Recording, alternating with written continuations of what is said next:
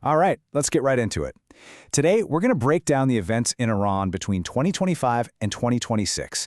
It's a really tough story about war, massive protests, and a state crackdown that left the nation reeling, all while the lights, digitally speaking, were turned off.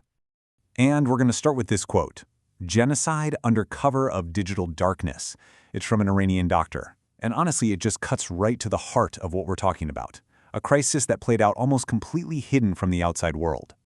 And this is why that quote is so chilling. Over 20,000 people, that is the estimated number of civilians killed, according to the UN's own special rapporteur. This makes it one of the single deadliest crackdowns in modern Iranian history. Just an incredible number.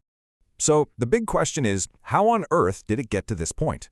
To really get a handle on the massacres that happened in early 2026, we've got to go back a bit, to the year before, when a whole series of shocks just pushed the country right to the edge. It all really kicks off with an external conflict. A war. A short one, yeah, but absolutely devastating. And it wasn't just about the physical damage. It ripped open some deep internal weaknesses and completely shattered public trust in the regime. So, back in June 2025, a series of Israeli strikes hit key Iranian sites. Military, nuclear, you name it.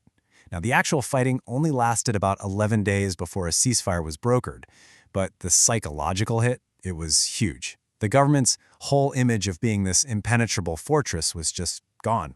And the fallout from that short war, it slams into an economy that was already on shaky ground.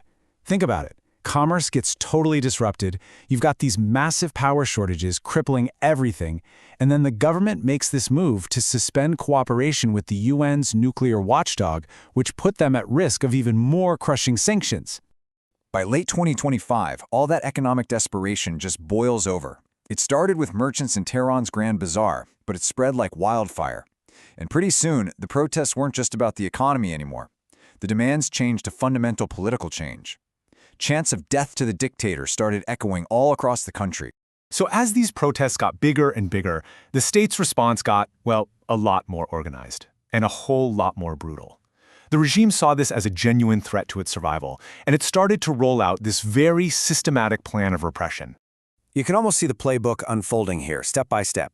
First, you cut off the internet, plunge the country into digital darkness so nobody can see what you're doing. Then, you start mass arrests and deportations to sow fear. You bring in foreign militias to back up your own forces. And finally, you give the green light to use live ammunition. And this is where you get these two completely different realities, right? Two totally competing stories about what was happening. The government's position was that they were just defending the nation from foreign-backed rioters. But if you ask protesters and observers, they saw a humiliated regime taking brutal revenge on its own people. On one side, you have the official government line, captured perfectly in this quote.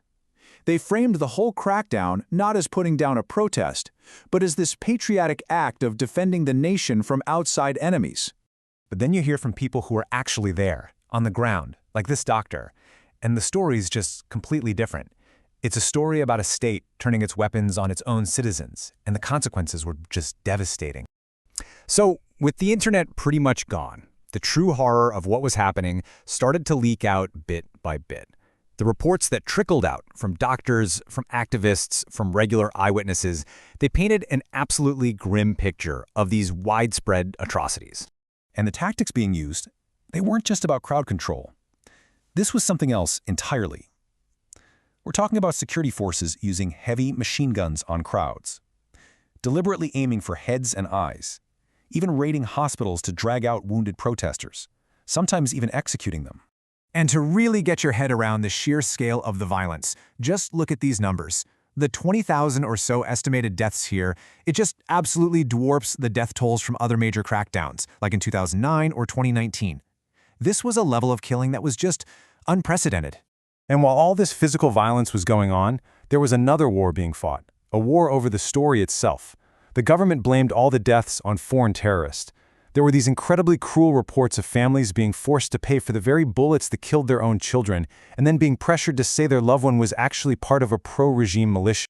So where does all this leave us? Well, the protests were, in the end, suppressed. The regime did reassert its control. But all the deep-seated problems, the economic despair, the political anger that sparked the whole thing in the first place, they haven't gone anywhere. and it leaves behind a deeply scarred country with a really uncertain future. Which brings us to our final, tough question. When a regime responds with this much force, what happens to a nation's hope for change?